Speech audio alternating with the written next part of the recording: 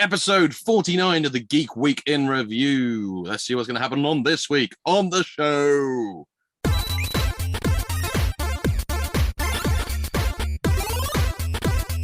The Geek Week in Review.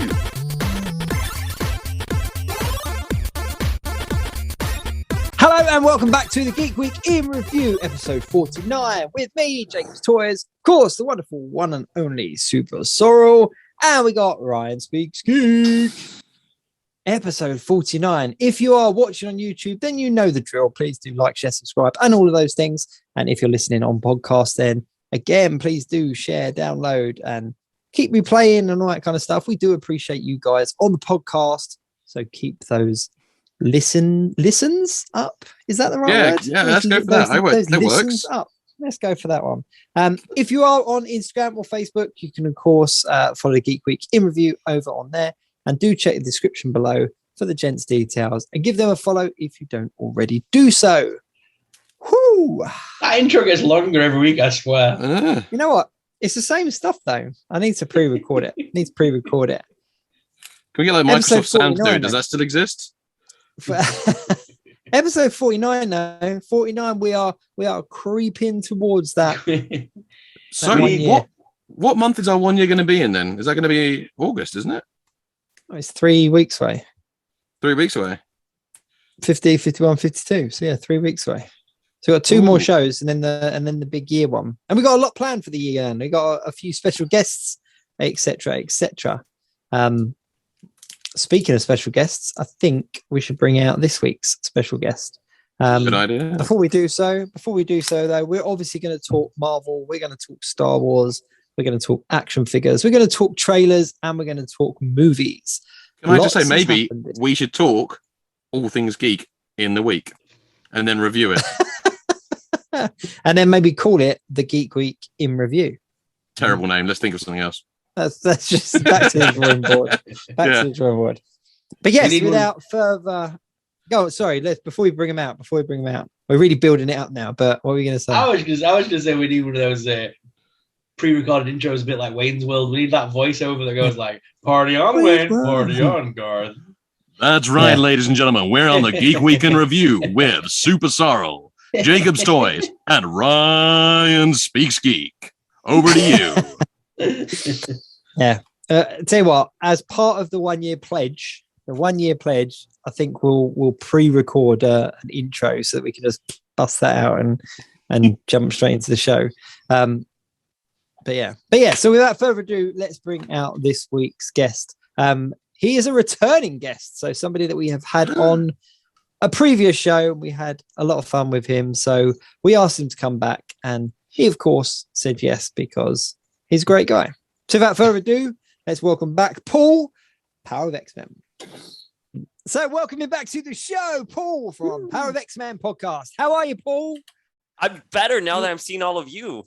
It's amazing to have you back. We were really pleased that you were able to come back. So lots has happened this week. Obviously, we got lots to talk about. So I think we're just going to jump straight in and get to it. So let's talk about She-Hulk first. Let's address that trailer. What did you guys think? I'm actually really excited for this. It's the first one I've actually been excited about in a long time, to be honest. Not gonna lie. Pull the face. You pulled a face. I pulled my face. Listen, I'm a huge She-Hulk stan. I love She-Hulk. John Byrne She-Hulk. I think it's an iconic run. I don't think the stories have aged as well as they did when I was growing up. However, I don't know, something about the trailer. I like the direction. I like the casting. I wasn't sold on the CG. I feel those Shrek comparisons are merited, and it doesn't debut till August, right? They gotta fix August, it by then. Hopefully this is just early CG and they'll fix it. But I think in general, the Disney Plus shows, like, I don't think Moon Knight had great CG. Some bits were good, some bits were lacking. I'm hoping this is like a Sonic the Hedgehog situation where enough people will say on the internet, like, CGI, like, it looks good, but CGI, can we do something about that? Because look what happened to Sonic. Sonic went the stuff of nightmares to being really good. So I'm really hoping this is what the CGI, that they'll take that on board, the reaction, that because that's the main criticism of the whole thing, has actually been the CGI. So they're probably going to go, okay, actually, we've got like quite a few months to, and it's streaming. It's not going to send it to the cinemas. They can probably fix it in that time. It happened. I love the tone of it, though. I love the tone of it. Great. I think it looks like it's going to be a lot of fun. And I think you're right. I think the whole Sonic the Hedgehog is a prime example of how they can put something out there, and then before it does hit the theaters or hits the streaming sites, it will get changed. So God, they did. Yeah. That was so terrifying. Sonic had teeth, weird teeth. He looks, and it's such a good movie. Sonic 1 is one of the best like movies I've seen. I saw it before the pandemic started, like literally 3 weeks before the pandemic. And I just remember feeling good vibes from it. But I'm glad Paramount and Sega listened to the reaction online. And they did push the movie back because they were like, let's try to fix it. And I think given the pandemic, it was still a success. Yeah. Box office wise. And they've even made a joke out of it, though, isn't it? Because he's in that new Chip and Dale film that I haven't seen yet, but I've seen the clip that they put Ugly Sonic at like the convention. So he's like now a celebrity in himself. So that's such a cool clip. And they, that went straight to streamer. I thought that was going to be a cinema release. I got really excited for it coming out in the pictures. And then next thing I was like on Disney the other day, it was just there to stream. The Rescue Rangers one. Chip and Dale Rescue Rangers on Disney. It's there right now. It's right there right now. It's there. What? Do you know what? Live right now. Right. Guys, cut the show. It's been a great week, and I will see you soon. Oh man, I'm watching that when I get in. That's fine. That's cool. You know what? I didn't even look for it because I assumed it was a straight to theaters thing as well. Same. I wondered. I haven't seen it yet. I was a huge Rescue Rangers fan growing up. I loved Gadget. Rescue Rangers. But the best part is about this series though is it's not even aimed at kids now. It's aimed at us. It's aimed at us that grew up with it. And it's like it's a continuation of it, but like set in the real world, and it looks absolutely stupid and hilarious. I know. Yeah, I just very much in the vein of like Roger Rabbit kind of thing. I just want to do very adult things and then watch it. Imagine just tripping out watching that. Paul will be baking, and he's not talking about cakes. And I hope we get more Darkwing Duck. Oh, I would love a Darkwing Duck. Oh yeah. Darkwing Duck. When I'm just gonna sing the theme songs. DW, Darkwing Duck. This episode is now theme songs. That's all we're doing now. Is theme songs. So let's bring him back. Bring back to She-Hulk. So sorry. Trailer CGI looked rubbish. Everyone can agree on that one. Tone of it is good. What did you make of Frogman as a popping up or jumping up? Should we say? Excuse the pun. No. Nice. Frogman. Cool. Good to see something weird and not expected from the MCU. Like, this is the thing about these shows. These shows are fantastic at getting those characters that you would never think you would see in live action. That's one of the pluses of having these TV shows is that you go, because if I'd said to you, Jake, like, you and me used to talk about Marvel when the very first films came out before any of this and that, we used to talk about who we want to see in the films. If I'd said to you, oh, thank God we're going to get a live action Frogman, you would have just looked at me like, yeah, all right, cool. I'm going to drop you off here and not talk to you for a while. But yeah. I just found it a bizarre inclusion because I think of Frogman, I think of Spider-Man. I don't necessarily marry him up to She-Hulk. Now, I don't know if that's because I haven't read the comics where he does cross over with She-Hulk, but I think of him as a Spider-Man character. But that's just me. But yeah, they're both green. I was pleased to see him. I think that's cool. There's a lot of chat on the internet. People saying that it's Charlie Cox's Daredevil. Frogman suit. No, it's not. Yeah, that's what I've read. There's I blame Doctor Strange. But because the reason being is that there's Disney have greenlighted a fourth series, haven't they, of Daredevil? So that's going ahead. Matt Murdock will turn up in the courtroom. Come on, they've got to. There's no way they're going to have a courtroom drama style thing and Matt Murdock not show his face or at least be mentioned or something. Right. They're both set in New York. There's no way he's not turning up. It might even be the cliffhanger of the first season. Like, who's going to defend this person? I am here. And like, turns around, it's Matt Murdock. They've got to do something. I think the rumor has been for some time that Jessica Jones would also show up in this, like Kristen Ritter, Jessica Jones, which I'm hoping for. I want Matt Murdock and I want Kristen Ritter. I saw the news of the Daredevil season 4, right? It would be season 4. I want the original creative team from the Netflix series to come back. I'm cautiously optimistic. I wasn't too happy with Kingpin in Hawkeye, so was I different. hope they treat him. Although Matt Murdock in Spider-Man: No Way Home was fine, for what it was, but I'm cautiously optimistic for Daredevil. I've gone back and rewatched all of them since they came onto Disney Plus. Like literally rewatched them in chronological, not in release order, but in like kind of story arc order. And I'm just on the final bits of Jessica Jones, the last series of Jessica Jones now. And I forgot how good Punisher was. Like Punisher for me was like Season brilliant 1, at the time. Punisher was so good. And do you remember it got delayed because there was some kind of shooting that happened? Originally, they were going to do the panel on New York Comic Con and drop it right there, but then they delayed it till January, and it was worth the wait because it was a really good series.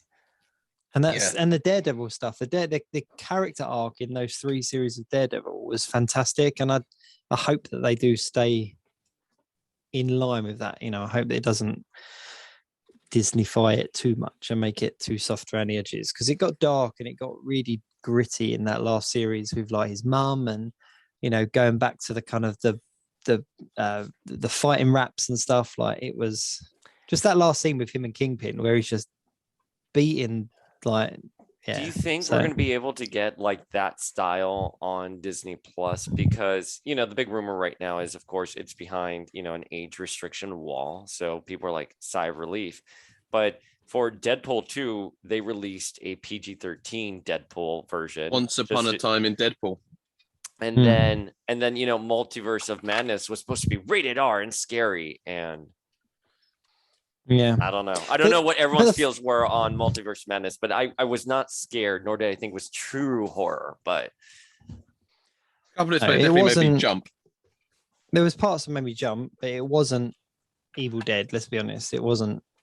It wasn't that kind of drag me to hell style Sam Raimi that we've seen before. Did you jump when they were making spaghetti? Not scary. Drag me to hell's not scary, people. It's a weird old lady that coughs into a hanky. That is not scary.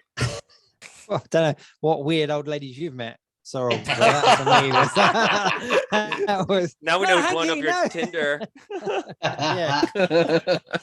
But interesting that we got you this week, Paul, because Disney Plus, like over here, we've had the R-rated stuff. Like it's been on our Disney Plus for ages. So we've got like The Walking Dead is on our Disney. Like American Horror. The whole American Horror Story is on our Disney. American Horror Story on your Disney Plus. I don't even know how that works out. I didn't realize you guys didn't have Star. Yeah. So we have a third option that's Star, and it's got all of those things on it. So it's got American Dad, Family Guy, with all their inappropriate jokes. Interesting. Yeah. So everything that Fox made, basically. When the news came out, and I saw a lot of people like over your way sort of complaining about, does Defenders and does Punisher fall into Disney, and is it true to brand and that kind of stuff? I was thinking, I've just watched like the entire back catalogue of The Walking Dead, and I'm currently watching American Horror Story series 10. Like, what? Punisher's fine. Like, that's not a problem. That's how we found out that you guys didn't have it. I'm shocked. I didn't know you guys had it. It's so like I'm so disoriented right now. That's insane. They've just announced that this evening as well that the Orville New Horizons will be streaming on Disney Plus in the UK on June 2nd. Excellent! That's such a good series. Yes, so we're going to get Orville finally somewhere. So that is cool. So speaking of trailers and stuff, obviously by the time this show airs, we would have seen the Thor trailer, because it was announced that that's going to be played during, I think the announcement said something. What is it you've got going on at the moment? The playoffs? NBA playoffs? Are you talking to me? Yeah. Sure. Yeah. I don't know. There's something sports. During the sports. I should know, because I think the Miami Heat are part of it. And my cousin, I was just in Miami a couple of days ago, and my cousin was like insane. Like he made us stop dinner and watch the playoffs. Oh, well, there you go. We do have it going on. Let's go for that then. It's definitely something basketball related, but they're dropping the trailer in the middle of a like halftime in a game somewhere. I'm just going to say that is the most geek thing that's happened on this show ever. Is that something sport related happened and we were all lost. We had no idea. So it was like something sports, and we were like, Sports. Yeah. None of us had a clue. Yeah, so we obviously at the time this show goes out, it will be out by now. I'm really excited to see what's in this trailer. I think we're going to get a lot more of what to expect from Thor, because I love the Thor franchise since Ragnarok. Like I'm all for it, and I all everything about. Do you think we're going to see Natalie Portman, non-Jane Foster Natalie Portman, going through what she went in the Jason Aaron run, which was going through cancer and chemo? Do you think that's going to be the story? No, I don't think so. I don't think it will be as hard hitting as that. It sounds dark, and this is going to sound like a really dark thing to say. I'm just spoiler warning ahead. I kind of hope it is, because it adds to the weight of the story. Like, it sounds horrible. I'm going like, oh, we definitely want this character to have cancer. That's not what I'm saying in that way. I'm saying that I want the emotional punch of the film. Yeah, it should be. I just. Natalie Portman is an actress, and for her to come back, I was thinking like, oh, they're giving her that really meaty role. Like, she's dying of cancer, she gets the hammer, she becomes Thor, and I wonder if that's going to be the saga, because Natalie Portman's husband like kind of made a jab about superhero movies a couple years ago, and everyone's like, dude, your wife is in Thor, like, what are you talking about here? And then she was absent for such a long time. And I wonder if the reason they were able to get her back is that they gave her this really great big, story. I hope so. I really do hope so. I hope it's true to comics.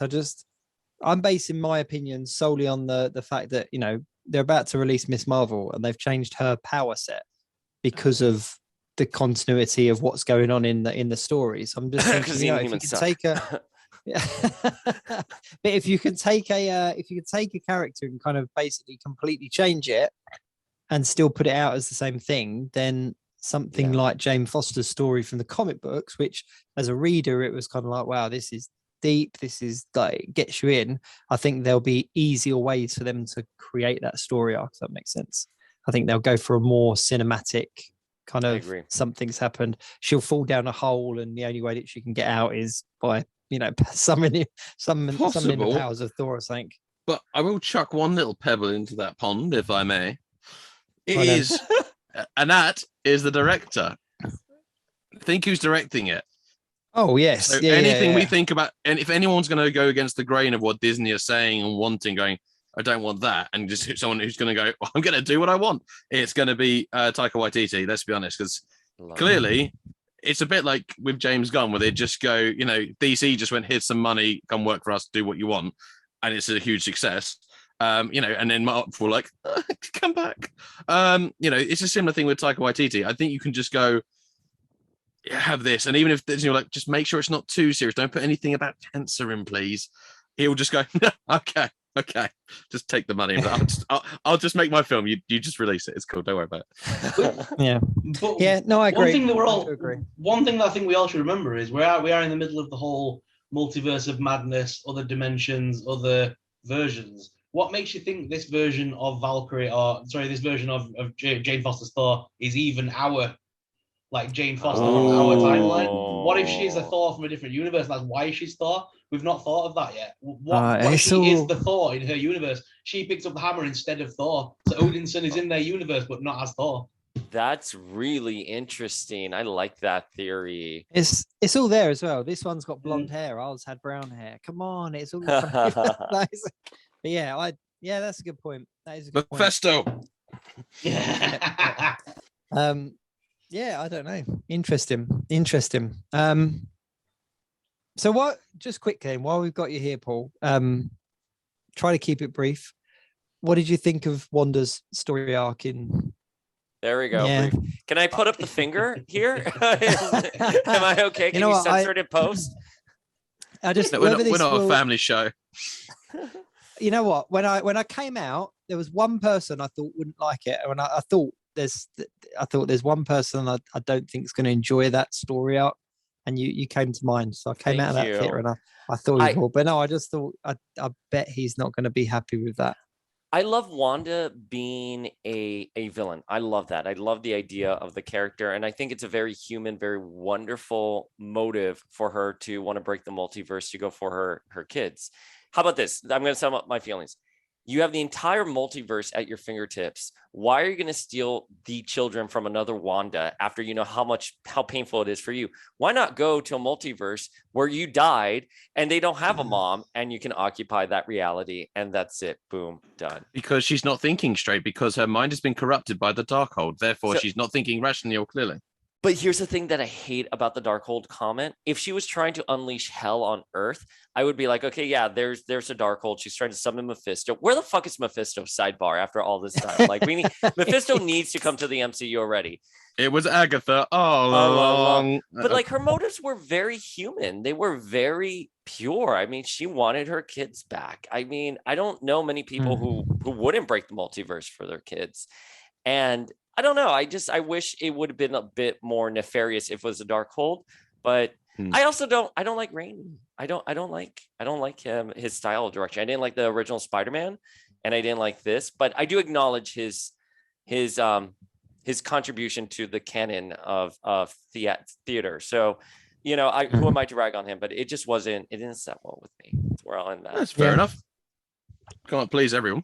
But I wanted a huge fight between Xavier and Wanda on the astral plane. Like, you're kidding me? Like, Xavier is looking like Steve Jobs on the astral plane. This is his place. I was like, oh shit, here it comes. And then she just comes up from behind him and snaps his neck. I mean, like, I was like, okay. Yeah, that was the bit I was most disappointed in, actually, I liked the fact they didn't go cameo nuts. I didn't like we didn't get to see alternate Wong, because I don't know why, I just really wanted to see an alternate Wong. And I was a little bit gutted that they all died so easily. I wanted to see, I know the whole Fantastic Four thing was probably because they don't want to show too much off before they do their Fantastic Four film, you know, but like, and the Inhumans, technically, yes, we've already seen the powers in the Inhuman series, but I don't know, it's just that whole bit, but mainly Xavier, I did think was a bit of a cop out. You could have had just a little bit more mind gamey type. That was actually the ideal part to put some horror in. Yeah, I agree. Oh yeah, I don't know why I was doing this for horror. No, I just did a Sabretooth review and we were like, the entire time. How about this? Even taking that a step further about like the horrors and showing those elements.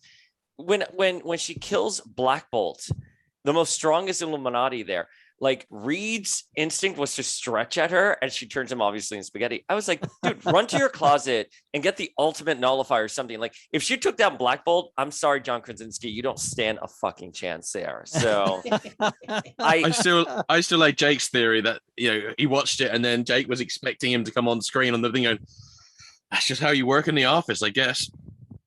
But you know what? I was entertained throughout the entire movie. As I was watching, I was like, okay, not bad. I was entertained. It was only afterwards when I had a couple of drinks in me and I started writing down notes for the review that I started disliking it. I just there was the thing that got me was that when we all knew Xavier was in it, because obviously the leaks and the trailers and all that kind of stuff, and even the concept art way back when we saw him in that yellow hover chair. But when we saw it on screen and those few bars of that original kind of, and I was like, this is gonna be good. And then you hit the nail on the head. It ended very flat. Like, I could forgive them for making the others all very quick and whatnot, but I would look at what they did in Far From Home with Spider-Man and Mysterio. Do you know what I mean? Like, something like that at that level between Wanda and Xavier would have been insane. Like, on the astral plane. Battle of the Minds. The music though is billed as X-Men 97 in the credits. So I guess we're going to be seeing that in the new show. And secondly, the one thing I thought about is that, do you remember a couple of years ago, a news item was circulating that they had stolen that theme, or they copied that theme from some German, or, you know, so I'm glad they sorted out the rights for that, because that is an iconic song.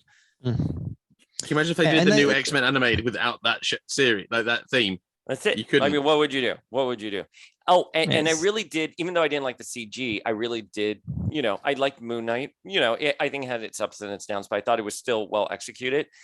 Bo DeMaio was one of the writers for that, and he is in charge of the X-Men 97. So I'm really excited for that. And he's an FSU graduate, from which is where I graduated from. So there you go. I'm so excited for X-Men 97. It's going to be good. We can't be too far away now.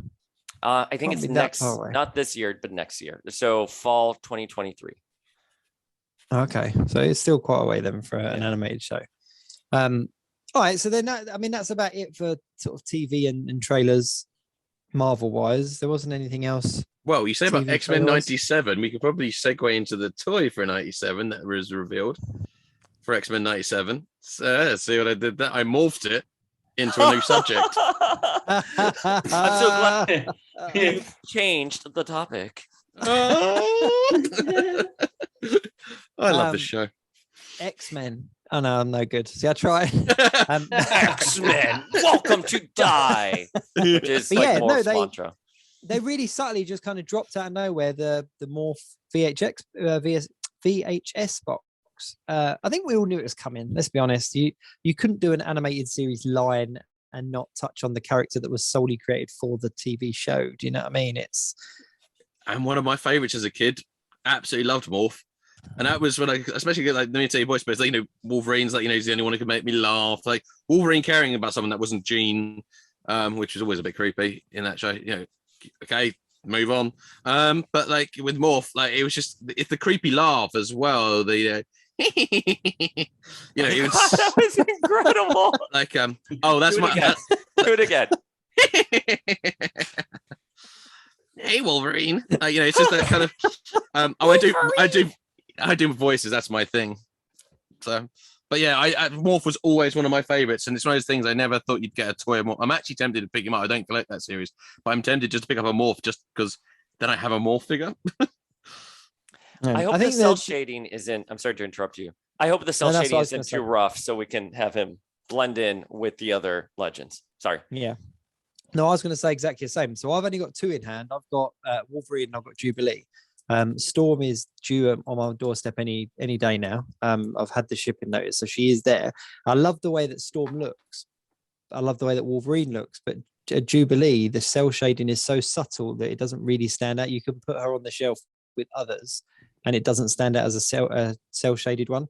The most obvious places for me on the Jubilee figure is in the glasses, but it works because of what they are, like the kind of 90s looking glasses.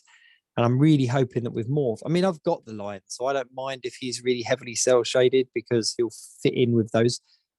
My guess is that he is going to be heavily cell shaded because once they've put a Morph figure out, they can then release him a couple of months, couple of years down the line as a standard figure for those that don't want the cell shaded one. But I'm just really pleased that we've got one. I'm really pleased. I've had a custom on my shelf for years.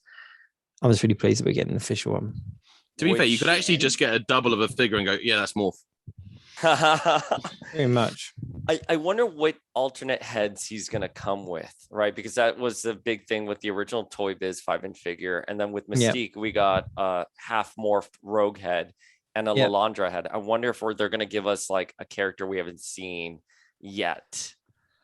That could be cool. Or if they would be like the sinister revived Morph, like this kind of almost greenish face with the deep eyes and stuff like that. I wonder if they'll do that. They definitely have to do that. Yeah, I think you have to have kind of good morph and bad morph. You have to have those two. I don't think we'll get the guns that he has as bad morph. I don't think they'll package them in. I don't know. I would personally like to see a character from the show that we wouldn't necessarily get a figure of. So one of the kind of government people or something like that. Just that. Like Senator Kelly. Yeah. Yes. Yeah. Or Perfect Creed example. too. Creed would be perfect. I mean, yeah, Friends of Humanity. he'd be very good. Just someone like that we can then go, oh, we've got this head now. We can put that on this body, and then we've essentially got this character as well. And that it's the same with the Lilandra. Like we weren't going to get a figure of her. They gave us that head, and then all of a sudden we've now got her as a figure on our shelf. So on the Silver Sable body. Yeah, every time. But it works, and so I really hope that they give us a head that we kind of weren't expecting. I'd be really disappointed if it was just a Cyclops, a Wolverine, and a bad morph. The way they've been announcing these figures though have been really curious. I mean, we all knew Morph was coming, but I thought he was going to be last. And they sort of just seem to be announcing these figures with like they gave us Sinister out of nowhere before, like Magneto. We still haven't seen a Cyclops announcement or a Beast. So, I mean, I'm fine. I'm just curious what their release strategy is with this. And I haven't seen them yet. I think Jubilee has shipped for a couple of people here in the US, but I just got my notification for Wolverine like 2 days ago. Wolverine's beautiful. It's a fantastic. It's a stunning figure. It's straight away. It was my favorite Wolverine out of all of the ones I've got, just because it just looked brilliant. And it was little things like the shoulder pads are the right way round this time, so it just kind of works. But yeah, and I love the way that Storm looks. I think that even though it's kind of the black on white, I think with the shading on her like, chest and stomach part, it just looks really nice. I would have liked them to have given us kind of the main lineup of characters, like of X-Men. I could forgive them for not giving us any of the bad guys or bad girls or anything like that. I think that's why, though, because you would get just the lineup, and then you might not be tempted to get the things they released afterwards. Whereas if they intersperse ones that you're not, if someone's trying to get the whole lineup, they might in the meantime pick up the other ones because they're getting the whole set. Whereas if you, it's kind of like. With like winning main characters, sometimes if you just release the entire main cast straight away, and then the next wave is all the secondary cast, some people go, I just want the main cast. Whereas if the whole wave is half like, half main cast, half secondary cast, you end up buying the whole set. So I think there's probably a bit of a strategy in that to try and make sure that you get all of them, not just the main cast. Yeah. Or I tell you what, another good head would be Charles Xavier. Like an animated show, Charles Xavier, because then anyone that's got the Riders version, you can pop the head off and and then you've got an animated one. Ah, that'd be good. I wonder if they are going to give us a reissue of the Riders version. He's being blocked by my White Phoenix, but I feel that's a figure that everyone really wants. But okay, so that's my point. Why wouldn't they, after he was in Multiverse Madness, why wouldn't they announce animated Xavier? Why jump to Morph? Yeah. I'm just curious. I'm more curious about like the release strategy and all that stuff, and then revealing the package art before the figure, which is fine. I mean, that the art is wonderful. Dan is such a wonderful artist. It's it's one of the few boxes that I've actually got out on display. Like, even though I put the figures onto my shelves, I've kept the boxes and displayed them. But they had just done the Instagram live. They'd just done the big reveal of a handful of figures. So I don't know why they didn't just kind of have that, or even have it in the background or something, so that people would start talking about it. But I love that they built their own set for their lives and stuff like that, because it's been so incredibly popular. I think Ryan Ting and all of them have said like, people are really into the lives, and it's true. It really is. It's fun. It's fun as fuck. So speaking about the live, they moved over to Instagram this time. They kind of did the whole thing on Instagram. And we were saying before we came on the show that we thought it really worked, because there was such a huge community of collectors and creators and all that kind of stuff there's on there, kind of dropping comments in and watching. And they got a really good turnout for the audience as well, which I thought was beautiful. Less trolls. Yeah, a lot less kind of. Are there more trolls on YouTube? Yeah, a lot. Is that how it works? I don't know. I just started doing YouTube videos and stuff like that, like regularly. I'm still trying to figure out that platform. Like on Instagram, Live, like Paul put, like, he saw me pop up and you put a thing to me, didn't you? And I was able to see it. If that was on their YouTube video, you wouldn't have seen it because it goes like that fast. Yeah. On that Instagram Live, there was more of like the creator community was there, and we were all chatting amongst ourselves as well as to the guys like the Hasbro. So it was kind of a nice balance. Hey, I was on that. You didn't message me, so I see you every day. We talked. I saw when I walked in, or I got in. I saw your shout out there. Did you? Oh, good stuff. All right, so I was there. So let's talk about those figures. So the big one to start with was obviously the Japanese Spider-Man, which everyone was kind of hoping to see from the Beyond Amazing line. I was really pleased to see it. Price is quite steep. Over here it's like £34 for that one. But Jacob, you don't realize the reason it is so expensive is because it's also affordable. But it's Japanese Spider-Man at the end of the day, and for me to have like a huge kind of Spider-Man collective, all different suits and versions and everything like that, to have Japanese Spider-Man, I was 100% sold. I was really pleased, and quite a few people were. Yeah, that's the one that everyone's going to buy. So put that one in the little slightly higher price mark because everyone's going to buy one. Yeah. And we also got Bagman, the amazing Bagman, which is, the Peter Parker Fantastic Four tie-in. And one thing I was really pleased about is that they've done it in the same design costumes as the Wolverine's exclusive. So it falls in line with that group as opposed to the retro ones or the black suit ones, which is true because true to comics, it was that blue suit. But I was really pleased that we got that. It's a really simple figure, but just brilliant, absolutely brilliant. Firestorm from the Fantastic Four retro wave that obviously ties in with the Galactus reveal. I wasn't overly excited about that one. I'm excited because we have Galactus, just like we have Herald Thor coming too. Yeah. Or I think you guys already are getting it because I think I saw displayed once and it's Dan Who having it. So I'm happy within the context of being a Herald. Yeah, it's good that they're giving us all kind of opposite to what Ryan said there about kind of drip feeding it through. It's good that they've kind of given it to everybody ahead of Galactus landing. Sharon Carter, they're heralds for the deluxe figure. Yeah. Trying to keep up with you, Ryan. Yeah. Sharon Carter from the MCU, from Winter Soldier, Falcon and Winter Soldier. That was a random one I didn't expect to see. Fell a bit flat, that one as well, didn't it? Yeah, and when No people were one seen that posting one. about it, nobody really everyone kind of forgot to mention that one.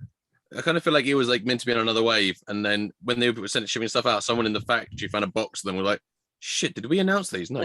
Right. I think that's definitely one of the figures coming out in the Disney Plus wave, clearly, isn't it? So that means we've got one more figure to be announced. That's what I found really strange, because you've got She-Hulk, you've got Miss Marvel, both coming out relatively soon, and you had 2 spaces left in that wave, and then they've kind of filled one with Sharon Carter, and it's don't get me wrong, That'll be I'm the start pleased of that a we've new got wave. But I don't think She-Hulk or Miss Marvel will get a figure this quick. It'll be another random character from one of the series we've already had that's already been out and finished. The one thing that I am hopeful for, I think it's shaping up to be a completely MCU wave, because they would have announced comic book characters by now. So I think for those that collect MCU characters, this is going to be a whole wave that you can collect, even the Build-A-Figure being the Infinity Ultron from the What If series. So yeah, I have no idea. Sharon Carter was a real curveball for me, because I was like, well, if they're going to throw her in, who's the last one? Maybe what's her face from Moon Knight? The what was her name? The super Scarab. I don't know. I just Layla. Yeah, what was her superhero? She was. It's on the tip of my tongue. I just like watching Jake with names. I know I'm rubbish with names. Scarlet Scarab? No. Yes. Yeah, something like that, isn't it? Something like that. Yeah, but maybe it's her.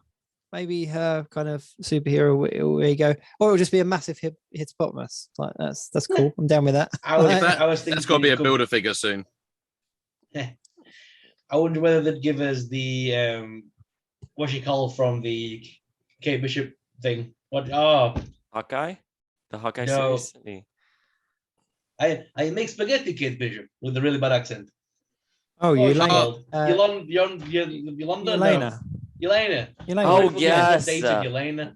Nonda. We've already had with the hair down. Yeah, but like with the hair down in the costume she was in Hawkeye, so you can have her with Kate Bishop.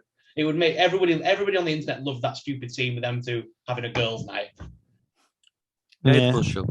And the fact that her first figure was kind of nice, but it was kind of not. It didn't look like it, did it? Really? It didn't. To me, that didn't look like the actress at all. I can't think of the Yelena figure. Hang on, I'm going to Google that. Because she's a master of disguise. That's why. I didn't collect the Black Widow line. Oh, there it is. It's from the Black Widow line. She had the all white costume on, but she had the green bomber jacket on. Yeah. Oh, that's awful. With the pockets. The pockets are very useful. I think an updated version based on her appearance in Hawkeye would go down well. Her head seems so small compared to the body. Yeah, it wasn't a great figure. Oh man, I wonder if they had the actress. I'm forgetting the actress's name. Come in and do like the imaging for that. It doesn't look like they did. Mm-hmm. What annoyed me most about that? Don't get me wrong, I have it. It's on Florence the shelf. Pugh. There we go. You know. Yes, Florence Pugh. Florence Pugh. Florence Pew, Pugh. Yeah. But what annoyed me most about that is that they had 2 or 3 other figures that were in that white jumpsuit, including Black Widow, and in the Infinity War figures, they had the Black Widow with the removable like vest, so you could take the vest off, and she was just in a Black Widow outfit. See my vest. See my vest. Sorry. But made from real me, gorilla chest. Yeah. Sorry, I love The Simpsons. Sorry, Jim. But what frustrated me, you two just having symptoms. Me and Paul were just turning this into a musical. We just really like the best. Yeah. It annoyed me that Dalmatian they for a didn't coat make will be that. best. Sorry. No, it's not Dalmatian. I'm missing this. I'm sorry. I'm so sorry. Do the whole song. Get it out of your systems. Go.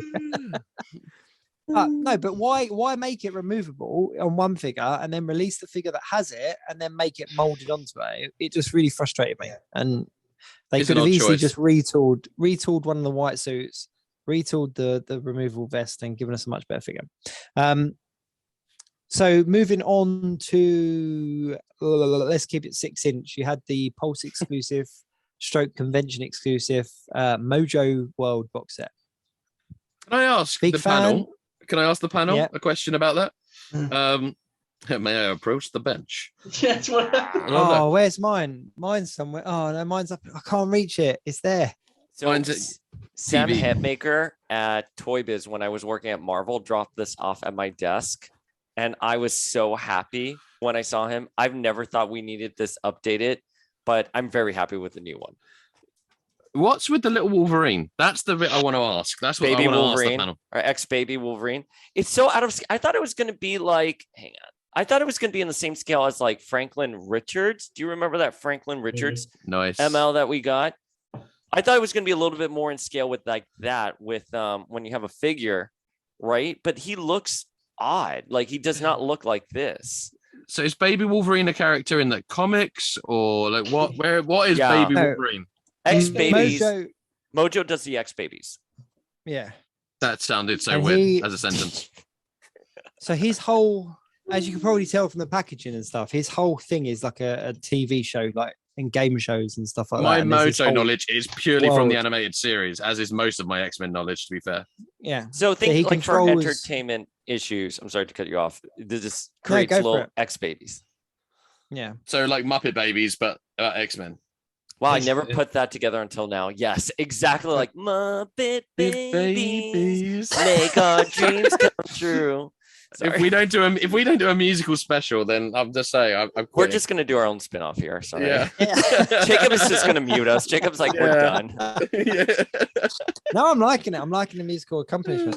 But yeah, but I was just really disappointed that it wasn't Spiral, that they put Dazzler in there again and it wasn't Spiral. I think that it would have landed much better if they'd given us long shot Spiral with Mojo.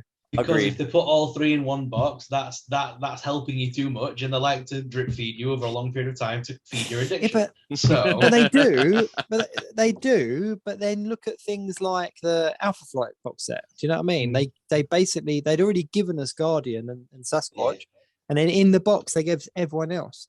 So you could go, right, I've got those two figures. There's my box set. There's my completed thing. Whereas with this, they haven't given us a Spiral since like 2014, 2013. It's been a long time, and now they've given us these updated figures. And Mojo is like he has been feeding because he is like 3 times the size and looks how you'd want him to look. Yeah, Spiral I is have cool, to. I couldn't stick during the live because I was at a gig, but he looks really great. I know people are upset about the price point with that. So I wonder if they threw in another Dazzler, because if they had done Spiral, maybe that would have cost more. But to what Sorrell was saying, I'm kind of okay with them like doing the drip feeding thing, because like yeah. Alpha Flight, that's it. It was one and done. And I love that box set, but that's it. Now, who's thought about Alpha Flight since? Yeah, that's very true. It's very true. And that David I have no Nakayama problem. art on the box set was beautiful. But I'm excited. Listen, we live in a world where we have 3 Dazzler figures. The other 2 were peg warmers. Hopefully this one won't be. But someone said somebody shady in the comments because they sent it to me. They're like, I can't wait for this to end up at the $5.99 bin at GameStop. And I believe that was Jason who sent it to me. It's funny because I had an interview with David Nakayama like not too long ago, and we were talking about like what his favorite boxes were and stuff like that. And off air, he said that he's done something recently that he's really, really proud of and really, really likes. And I was like, don't feel like I'm pushing you for anything. And he said, no, I'm not gonna, because if I tell you anything, you'll guess it. So there's something coming that I'm really proud of. And I was like, so as soon as I saw it, I was like, that was what we were talking about. Like, and in my head, I'd kind of put 2 and 2 together, but yeah, it's fantastic artwork. I don't know, for folks at home who are watching, the best part of interviewing these people you love and admire is when you hit end record and they give you info off the record and you're just there salivating. Like, I had a guest one recently who just told me so much, and you're like, you know what I mean? You're, I want to report on that, but you can't. And it's but you know what? And for like integrity reasons as well, like for me, that's a real plus when you are speaking to someone and they do talk to you, because they obviously know that you're not going to share it. And I think that speaks volumes for kind of what you do as a creator when these people do talk to you and tell you stuff. And I didn't even kind of like share any information about what he had said, whereas I'm pretty sure I could have got the scoop on what was coming if I'd kind of put the dots together, but I wouldn't have done it because it was, you know, what's the point? But yeah, as soon as I saw it, I was like, yeah, that is an awesome piece of artwork. But that's why you've been so successful, though. I mean, a lot of people don't approach this as you would with journalistic integrity. And I think that's why certain pages do better than others, certain platforms do better than others, because we have to approach it with that kind of integrity, and having a guest on who does trust you. You don't want to violate that. Then you get a bad rap. No, of course not. Of course. So sticking with the figures, so we thumbs up for Mojo or thumbs down? What was the general consensus? 2 thumbs up, because I ordered 2 and we got a new, and I just did a top 3 Marvel Legends list recently with Michelle Waffle, Jason Nerd Alert, Hammy, and Flinkman, and Longshot was my number 3 top figure of all time with Legends. I thought he aged well. So the Toy Biz one. So I'm happy to see a new one. Looks spectacular. Of course, Hasbro would deliver. Yeah, I was really pleased. I you know, yes, the Dazzler reissue was kind of a bit of a, you know, that was the biggest complaint for a lot of people, apart from the price point. But I was like, you know what, the way I look at box sets is I take them as a box set, and I'm like, right, the things that are contained within that box, do they tick all the boxes? And for that one, it ticked the majority of them for me. So I'm really excited for it. Well, you know what, Dazzler? Found myself a party, don't know what to do. That's her animated series song. I kept mentioning Dazzler because I was waiting for one of you to burst into song. Like, I was afraid I might have had I didn't know if I had a quota, like if I'd filled it, if I was going to get bumped at the show. You know, like if it's on a strike system and then suddenly I'm just muted for the rest of it, and all I can do is interpretive dance silently in the background, just sitting there, you're talking about it, and I'm just like, you know, I don't know. Thinking back to the animated series, that does the episodes, was it 2 episodes, I think? Season 1. Like with she has backgrounds. Like that. It was a really cool episode. It was. Now. It was a good episode. I've asked the Lee Waltz, I've asked Larry Houston, do they have a full recording of that Dazzler song? Really? The answer is no. They don't even remember who did the song. Next question, can they remake it for the new series? What Dazzler be in there? What X-Men film was she in? She was in Dark Phoenix. Dark Phoenix. Was it Dark Phoenix? Oh yeah, and then she's doing the Halston kind of gig Sage, which I reached out to Halston Sage's publicist during the pandemic when we were starting the podcast, and she was here like, sorry, Halston's really busy. I'm like, doing what? And I've seen her IMDb. She's available. She's busy not doing your show. I'm like, no, but you don't understand. We're really big Dazzler stands. Said no one, but we are. Sorry. So that leaves one more figure that was revealed, and that was in the 3 3/4 inch line. That wasn't a 3 3/4 inch figure, and it was Ryan. Come on, these are your babies. It was the Sentinel with alternative head and many accessories. But that's not all. The scale is slightly different. While still in a scale with a 3.75 inch, it's a whopping how many inches? 10. This is this used to be an interactive show, but if we're not going to put the F in, then it's not. It's 8, isn't it? It's 8 inches. Yeah. I missed that part. I don't know. Well, yeah, it's going to be 8 inches, but if we're not even going to care anymore, then what's the point? No, it's going to be. We're size queens here. We care. No, it's going to be brilliant. Like it looks awesome. It's fully in that retro collection. And funny enough, we were talking before we started filming. Like I did a video on the retro stuff, like when it first came out, and I got really excited about it. And it was meant to be a 10-minute video, and I ended up waffling on for like 35 minutes about it, and talking about like, yeah, and it was waffling as well. And I was talking about all the things I wanted to see, and I was like saying about play sets, and then I was saying about like taking those big characters and doing them in like 8 or 12-inch scale because they would work really well. So I'm still waiting for just like the upscaled giant man, the Ant-Man figure, but just the exact same figure, bigger, and then one tiny so that I can have them standing in front in a row. But the Sentinel was great. It reminds me a lot of the Toy Biz one, weirdly, as well. Like just like that they did that when I was a kid, that I remember that I was never going to get, the animated series one. I think it was Toy Biz who made those, wasn't it? Or was it Playmates? Who made the original X-Men 97 cartoon figures? It was Toy Biz. It was Toy Biz. That Sentinel with the playset, with the whole little contraption in there, it really reminded me of that. And I was like, so I could never afford like the obviously the crowdfunded Sentinel they did recently, or the ones in the past. I couldn't afford those, but this is yes. Oh, it's like a game show. I'm just looking at what I could have won. Down there. So, but this is one I can afford because it's only going to be like $24.99. Weirdly, on Hasbro Pulsar, you can only it's one per customer. It's a Sentinel. It's the most troop builder thing you've released out of this entire line. Yeah, what the fuck?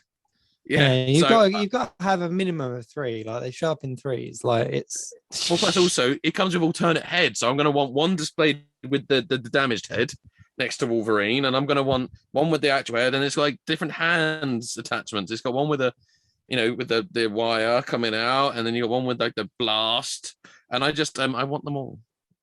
You know what made me laugh is that it was essentially like a massively scaled down version of the HasLab project. It's like, we're going to give you a damaged head, we're going to give you a tentacle, we're going to give you light up eyes, we're going to basically just give you a big middle finger to everyone that paid hundreds of pounds and dollars for and we're going to give you a little one. But yeah, no, I'm really travel size for a convenience, but the card is intact with that series. So that's the good thing as well. The card is still the same thing. I'll tell you what, that was my only gripe with it. The card that is coming on, to be perfectly honest with you. Tell me more. You want to know why? I was tripping it. You want to know why? You can't handle the truth. Right. So the line is inspired by Kenner. The Kenner line, isn't it? It's like if Kenner got the Marvel license, this is what I sense a box argument coming. I'm going for Wampa. There you box go. Argument. There you go. Yes. So if you're going down that line, a figure that Kenner would not have produced a huge oversized card. They would have produced the boxes like they did with the old Star Wars figures. And I just think that would have been a really cool, especially with all that, like they've just done that for the Marvel Legends, like windowless box. Like they could have done a really cool retro windowless box in the style of what they did back in the day, and it would have worked. And so I was kind of like, yes, it works aesthetically if you've got these figures out unboxed, or if you're collecting the boxes, whatever. But in line of the product and being true to the kind of the idea of it being a retro line, it should have been in the box. I do get what you're saying. My sort of slight counter to that would be the fact it had to be a very thin box. So it wouldn't be able to be Kenner style because it would be too loose in like a big square box. Also, the thing about Kenner, so with regards to packaging, like Kenner packaging really heavily relied on photography and live action stills, and if not, it was shots of the toy pictures like that. With the you'd have all the toys lined up, so it would be a Wampa, and then you'd have like Hoth Luke and maybe a couple others in an actual fake snow environment pictured around the box. They've not done that in style with any of these other cards. So while it is like retro, like Kenner inspired in regards to layout and the figure design, the cards themselves, they're not actually screen grabs from comics. They're not screen grabs from cartoons. They are artist made rendering. So the whole thing, and even the back of it's got a collector's card, which Kenner never had on any of the Star Wars. It doesn't have the, also available in this line like the Kenner. So they are actually really different in regards to packaging to Kenner. So I don't think it's sort of out of the realms of it being like not in a box, because it actually, when you think about it, the whole line has been slightly Kenner inspired, but actually differs from Kenner. Even every single figure that's ever been released differs from it so much when you really think about it. Yeah, no, I'll give you that. I'm not going to. And that is all she said, Your Honor, and I rest my case.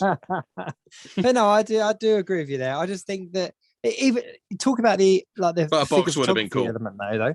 But they could have sent out 100 of those Sentinels to photographers around the world, and they would have got hundreds of photographs that they could have potentially used. Like it wouldn't have cost them much more than Basically, you mean if they'd figures. sent you one, you would have done them a picture. Hasbro, if you're listening, Jake has just volunteered for the next one. My pictures are not good enough for the packaging of a Hasbro product. They're okay, but they're not good enough for that. No, they would definitely be good enough for that.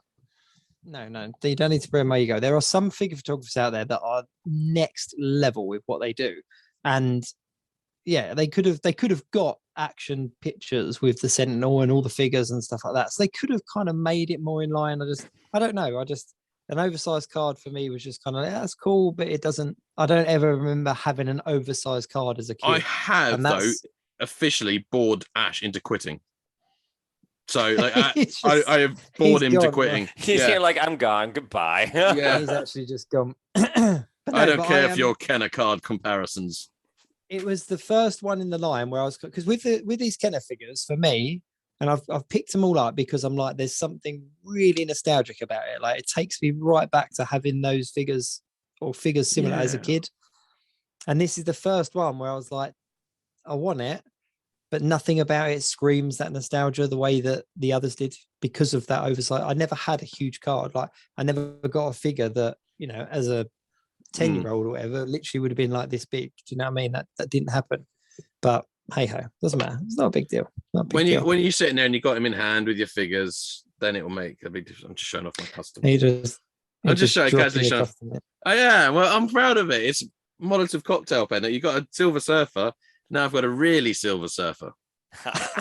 You got a Silver Surfer and a grey Surfer. As we talked about the other week, I'd rather be shiny. Yeah, it seems to be covered in some kind of bioluminescence. But that was everything on the figure reveals, wasn't it? There wasn't anything else. Oh, they teased at the end as well what looked to be a Gambit hand, or that's what they were hinting at, wasn't it? Did you catch the end of that, Paul? I did not. So are you animated series Gambit or Age of Apocalypse Gambit? Oh yes, Age of Apocalypse Gambit, please. But they an Evolution Gambit for a plot twist. Can you imagine? I did like X-Men Evolution. I loved it. I did. Some of the costumes are really good. Yeah. But no, they held up a hand and it wasn't painted. It was basically done in the kind of pinky plastic that they have. And it was holding what looks like I thought it looked like a television remote, but they were hinting at the idea that it was a hat holding a card. And Ryan was saying, animated Gambit, maybe without a coat and all this kind of, and they were dropping all these teases in. I just thought they're talking too much about Gambit for it to be Gambit, in my opinion. And also, for anyone that has got any of the Gambit figures previously, you didn't get any hands that held the card. Like the cards were the extras, apart from the throw-in hands, but they were extras that you could put in. So for them to do a molded hand of him holding the card was a little bit off-brand for me, but I don't know. I couldn't think of who else it would be. Ryan Ting is a huge Gambit fan, so I'd have to see his reaction before I gauge if he was misdirecting. But I think an animated Gambit is on the cards. That's coming at some point. There's no two ways about that. That's definitely on the cards. There's not much teasing with that. You picked it up. Yeah, nice. I'm trying to drop in the subtle puns. So that was it for Marvel. Ash, talk about Star Wars.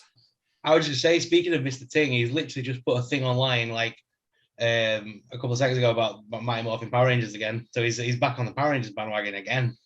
Ooh, what's he saying? Talk to me, Goose. He's done the same thing again with It's Morphin Time and just put Tommy up again. Same when he put up on 20th. He keeps putting that same image up. I do wonder if we're getting a white Ranger helmet because so we've just had the blue Ranger helmet announced and his weapons, which is an awesome reveal because obviously I get my Power Ranger helmets. Looking forward to that. And I've got the Lord Draken helmet, which is due out in the end of the year. And that is molding wise quite similar to the White Ranger. And I wonder if they're going to re-release it because they did such a limited release. It's got such a huge thing on the secondary market.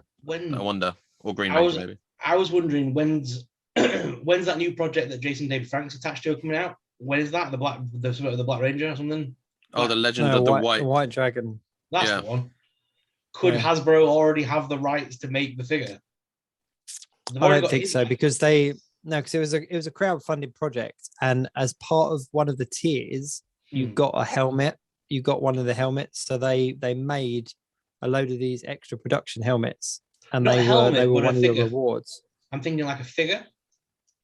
Yeah, but surely if they got the rights to that, then they would have the intellectual kind of rights to produce. I don't know, anything. It could be a Tommy Evolution box set. It could be because he's been loads of different Rangers. Like he's been obviously He's Green been Ranger, every White Ranger, let's be Ranger, honest. Red Zeo Ranger. Then he took a he hiatus. he did Park Black Rangers. Dino Ranger. Yeah. He did Traffic Tommy's been around the Rangers. block. Rescue Yeah. Rangers. Anything with a Ranger on, that man has been. He's in the new Rescue Rangers movie. But true. Like it was one of them things. It is kind of if they wanted a Power Ranger franchise to succeed, they had to include Tommy at some point. He had to dip in, and then it would, So he has been all of them. But yeah, I don't know. But Although, Star did you Wars. Sorry, Star Wars. No. Yeah. Come. Do you guys remember the Power Rangers debut with Katie Sackhoff in it? Yes, it was I awesome. love that so It was much. dark as hell, but it was great. Oh, it was my favorite. Yeah. I really want to watch that again now. Sorry, Star Wars will behave. Star Wars. Star Wars. Not a lot really happened this week because obviously celebrations literally around the corner now. It's going to be later on this coming week. So there's going to be 2 Hasbro panels from what I'm aware of so far. They've got the initial, the big Hasbro panel, and then the Hasbro team are also going to be a part of the Parks panel, which is going to introduce all the new Galaxy's Edge merch that Hasbro are producing. So we're probably going to see a few more of the 6-inch Black Series from Galaxy's Edge, of the characters we've not had yet. That could be like Doc Ondar and V Mundy, I think she's called, the other character, the other Rebel. They're the 2 characters they've not created yet anyway.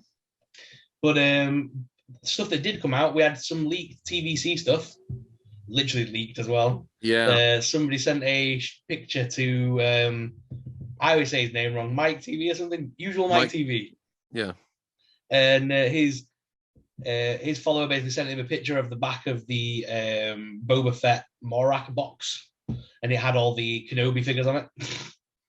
But nothing that we don't already know about. It's there was no spoiler no thing. It wasn't like, robot leg Obi Wan or something where you go like, well, it's no, just the sister, wasn't it? The Inquisitor sister, which Reva, I think they call it, or Reva. Then we've got Obi Wan Kenobi, the same one we're getting in 6-inch. We're gonna get 3-inch, and the new Darth Vader, which was quite good. It was called the Dark Times Darth Vader as well, which I kind of like. Dark times. Before the Empire. Where he's mildly depressed and seeing a therapist. It's the dark times, Darth Vader. So, I'm not saying I killed Padme, but I really feel like I did. My kids don't want to see me. You know what, I know we spoke about it the other week, Ryan. I would probably love it if they did that storyline where the handmaidens were just tormenting the crap out of Vader and making him think that Padme was alive again. That'd be amazing. Sabe, Padme is my favorite Star Wars character, and I dove in for that story. That'd be amazing. Definitely. If they did that in Kenobi in some form or another, that'd be amazing. This is the right time era now. Yeah, Keira Knightley's not doing anything. I'm sure she could jump back into it. Yeah, whatever happened to her? They stopped making Pirates films. So interestingly, I was going back over the old comic books, and there is a comic book where set Kenobi looking over young Luke and stuff. There is an entire comic book where the aunt, I forgot the name, the aunt and uncle, Aunt Beru and Uncle thingy, Owen. Lars, basically don't pay their credits to Jabba to protect their farm, and so Jabba sends BK Black Hurstan to go and basically sort them out, and that's what lures Obi Wan Kenobi out of hiding in the comic books. I wonder if that could be the start of the first, the way they're going to start the TV series could follow the comic books, and those would be a good start. Because in the comic book, that's how BK gets his scar over his eye. It's the lightsaber. Yeah, and they've already got the costume laying about, so might as well get some use out of that. We paid a lot of money for this. We're going to get this use. Come on. I wonder if they could give us a bit of a BK origin story as a part of the start of Obi Wan Kenobi. I'm just waiting for episode 5, the Mando episode. That's going to be the best episode of the series. Obi Wan Kenobi. By the time we do the next show, we would have seen the first 2 episodes. Yes, I have well, got special it's permission. dropping to this watch it weekend? early. Friday. Oh, I didn't know that. Getting Both up early. episodes. Yeah. Getting up early to watch them all because I'm not having that spoiled. No. Yeah. Mando's going to show up in it. Like it's going to happen. Like it's just. It'll be like Family Guy, where he just has a segue where Obi-Wan's like, well, "This is worse than the time I bought coffee off a Mandalorian," and then it cuts to, "Oh, those jokes will be back and in greater numbers." It will just be that, just cameos maybe, or just he's in the background just walking past. It'll just be that like would be awesome. like the signs where the video camera goes past and the thing walks past. It'll be like that. Mando just they'll do a pan and you'll just see Mando kind of just walk past. Or a wanted poster or something, maybe. Book of Boba Fett was just a vehicle to move Mando's story on enough and to introduce us to BK and to Shand. So I've got a feeling that both BK and Shand will be in Obi Wan Kenobi as bounty hunters chasing down Kenobi, because they've already said that there's a bunch of bounty hunters now chasing him, thanks to like Darth Vader and. Well, it makes sense. It makes Possibly. sense. The fact that we see that wanted poster for him and everything. Mm-hmm. You wouldn't have bounty hunters that are out there and in the Star Wars universe and not show up in this. Getting a bounty droid by the looks of it. Yeah, everyone thought it was forlorn. Or whatever, don't they? Oh, no. I see what you did there. Nice little Kenna.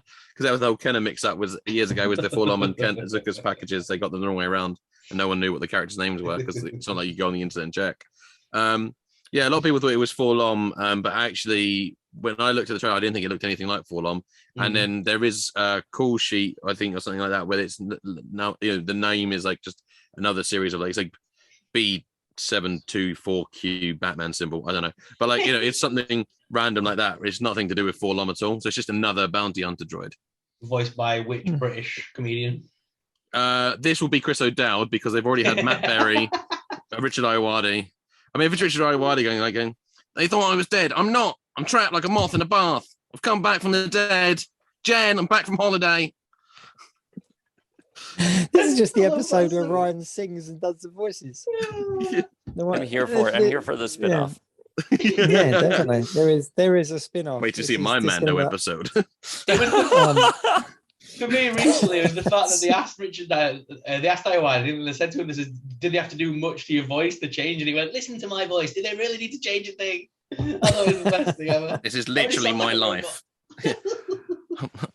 I sound like the automated answering machine for most services. But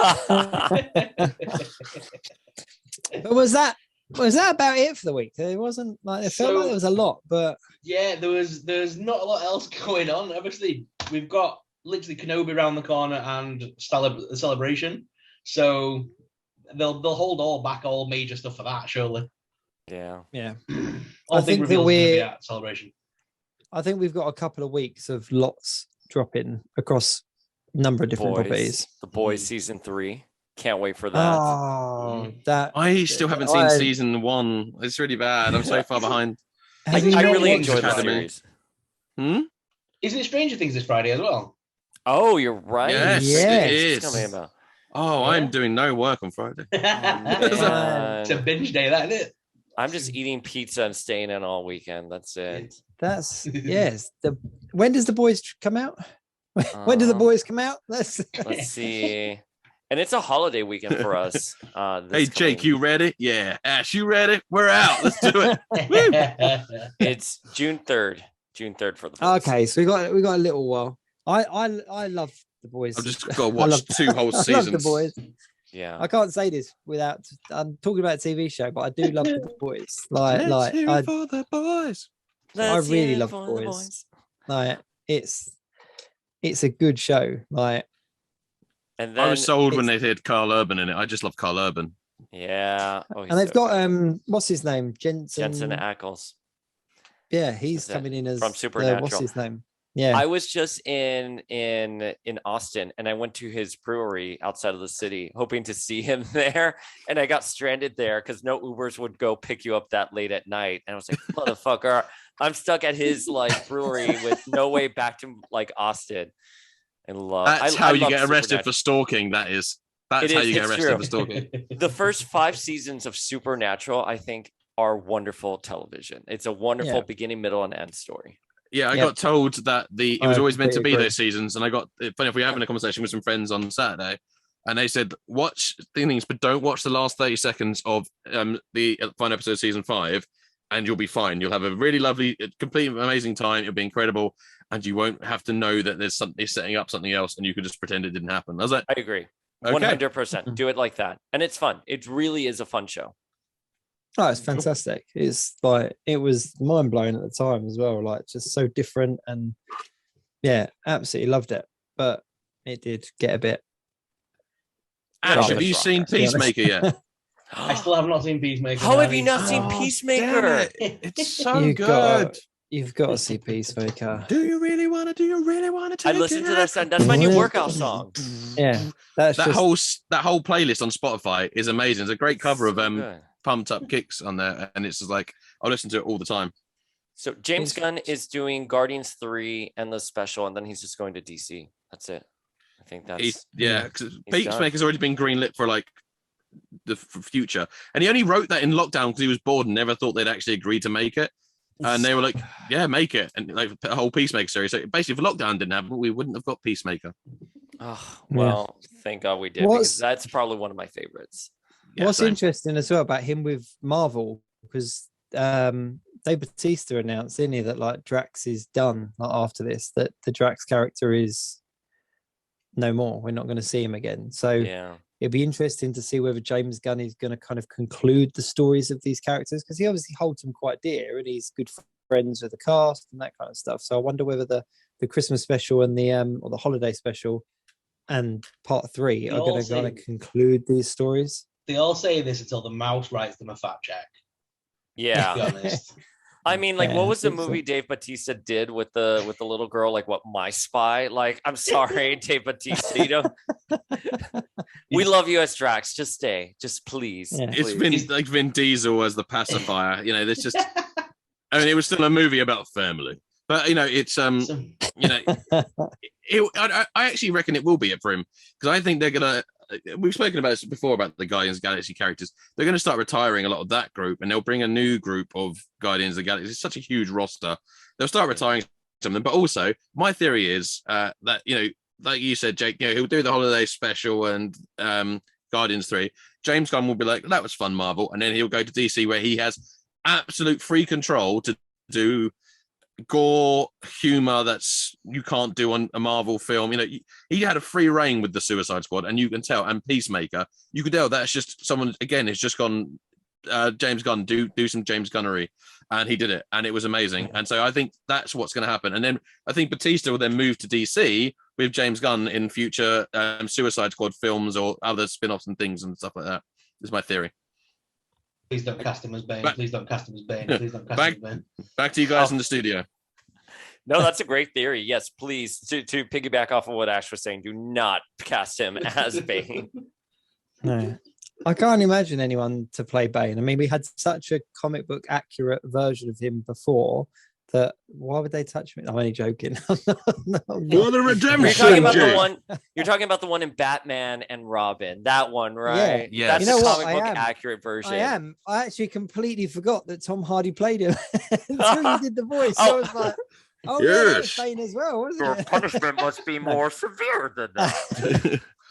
Has someone seen my dog? I last saw it here, but now I'm early for redemption. The problem with that, the thing for me, right, if they'd have made him speak with an American accent and made it more sinister, it would have worked. The fact that he had a posh British accent as Bane was the funniest thing on the planet. Like, you're merely molded by the darkness, Batman. I'm going to drink this. I'm going to eat this caviar before I come and get you. Yeah. It was basically they made Sean Connery on a respirator. That's what the voice was. Sean Connery on a respirator and recorded it, and that was Bane's voice. Well, Tom Hardy talks about how he found it, how he got to that voice. There's some really good things about how him and Nolan kind of came to, but how they came to that conclusion with that voice and stuff. But I don't know. Did I ever tell you that my brother was the body double for Bane in those films? No, I would say no. Like, whoa, I would have not known. Yeah. Yeah, my don't get me wrong, I don't talk to my brother anymore, but he was the body double. It's really funny because he was doing that and I was doing Age of Ultron. So it was kind of like, I think the rivalry between us started there. He was Wait, DC. what did you do at Age of Ultron? I was Ultron. No, I wasn't. No, I was. Jake's actually James Spader. Yeah. James Spader. I'm such a fan. Let's not. Come on, I was Black Widow. Scarlett Johansson was pregnant at the time. I was the Black Widow body double. So when you see like, her face, my body, it was fine. No, I was a Sokovian. That was it. I did about, I don't know, I was on it for, it felt about 6 weeks, like just playing in the Sokovian. So all the scenes where you see where Ultron's lifting the planet out of the town up, and everyone's kind of being evacuated and that kind of stuff. So I was there. Why didn't I know this about you? Can I see you in the?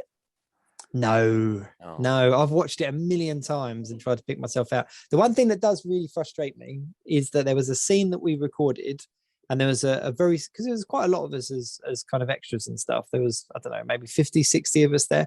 And they picked out a handful of us. So there was maybe 7 or 8 of us. And they paired us up with a child, and then we went on to one of those, like the escape pods. I can't remember what they were calling them on scene. And we were all kind of on there. And there was a scene that we filmed where Quicksilver kind of runs on with a child and kind of brings a child to one of these people on the escape pod. And then he kind of collapses and lays down because he's exhausted. And I was right there. I was literally like, probably why they didn't use the scene, because like Quicksilver comes on and I'm like, yeah. Also, but isn't that because that's when he wasn't going to die, wasn't it? Because originally he was only going to, he was going to be in it, because there was even an alternate ending shot with the Avengers at the end, and he's in it when. Yeah, I think that's why it wasn't, because it's not in any of the deleted scenes or anything. It's literally a scene that was recorded and just scrapped, because I think it didn't match up to the story arc that we saw. But there was a really cool. Probably did it in case Disney didn't sign off on the killing of him. But there was a really cool moment for me, and because they built all the sets, it was amazing. Like the buildings were all buildings, so there was obviously green and blue screen and stuff, but there was full buildings that were things falling out of them and that kind of stuff. And I've got a handful of, where is it? I've actually got something where I took stuff off of the set. Did you steal a rock? I did. He got gravel. He got all the gravel from it, didn't it? Look. I got from the film. So I did. Well, I couldn't keep it because it's just, if I didn't put it in a frame, I would have lost it. But I've got like a bullet shell and like, that's a bullet. One of the bullets that killed Quicksilver. Yeah, it is the bullet. But no, not it was fast really enough. Cool. It was really, really cool. And there's bits like the Captain America where he's like the car falls off the bridge. I was there for all of that and stuff. But there was one bit for me that was just totally surreal. And I was stood in the escape pod next to, what's his name? What's the director called? Sweden. Yes, next to him, like maybe 2 foot away from him.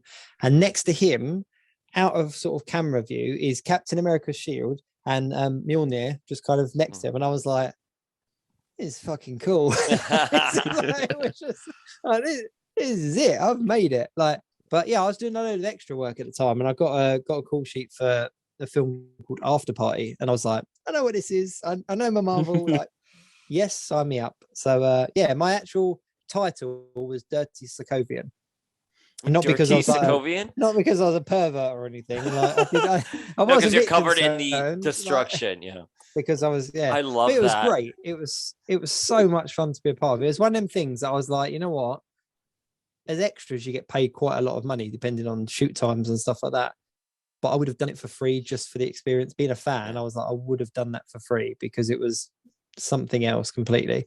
And I think it's one of the reasons why Chris Hemsworth's one of my favorite Avengers, because he, I'm not that way inclined, but when that guy walked out, I was like, yeah, I get it. Yeah, I get it. Like, kind of move a little bit closer just to smell him. But it was kind of like,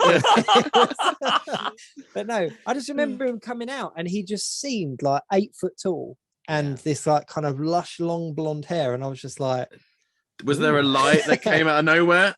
And then did he start walking in slow motion?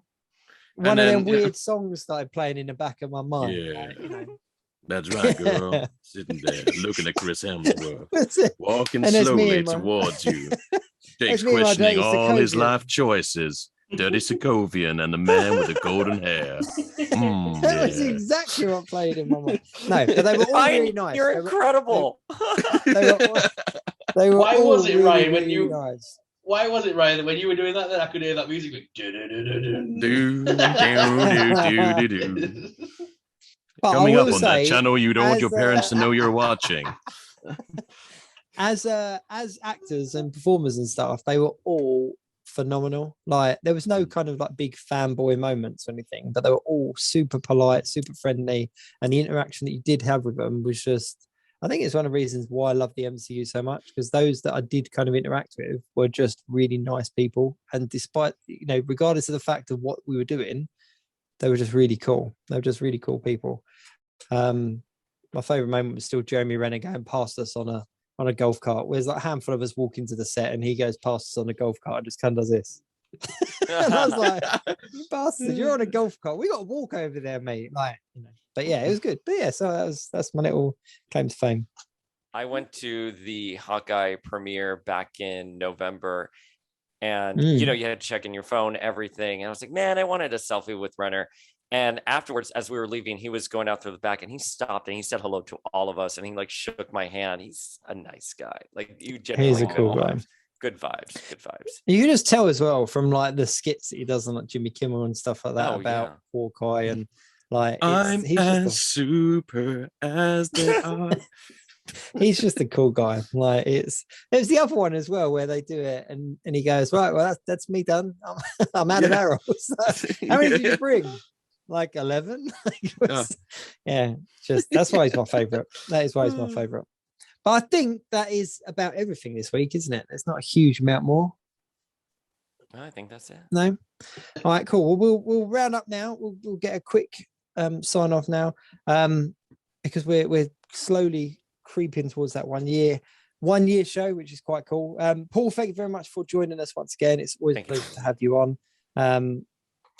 Obviously, if you are watching, please do like, share, subscribe, check the details below. For the gents details, give them a follow if you don't already do so. If you're on podcast, then please continue to listen, download, share, all those things.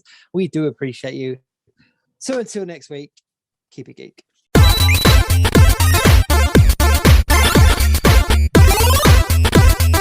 The Geek Week in Review.